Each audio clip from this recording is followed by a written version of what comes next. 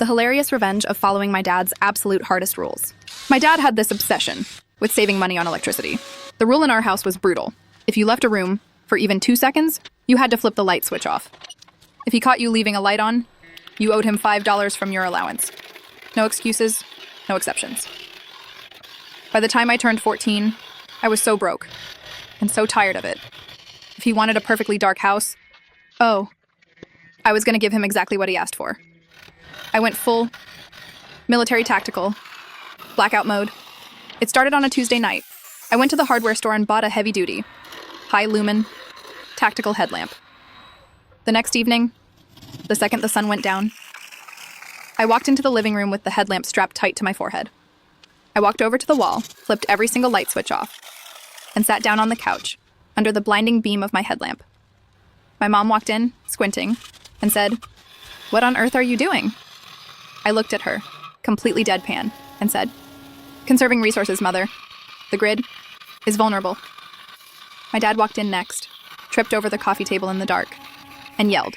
I swung my head around, blinding him instantly with the light, and whispered, "Halt! Identify yourself." It didn't stop there. I started navigating the entire house like a stealth ninja. If my dad was in the kitchen, reading the newspaper under the overhead light, I would sneak up behind him and click the switch off, plunging him into total darkness. He'd yell, "Hey, I'm using that!"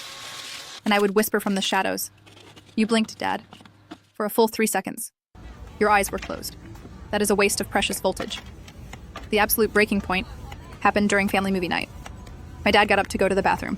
The second his foot cleared the living room doorway, I jumped up, turned off the TV, turned off the lamp, and sat there in pitch black silence. When he came back, he literally walked straight into a wall. "Why is the TV off?" he roared. I clicked on my headlamp, shining it right in his face, and said, "You left the perimeter, Commander. Entertainment privileges are suspended in an empty room."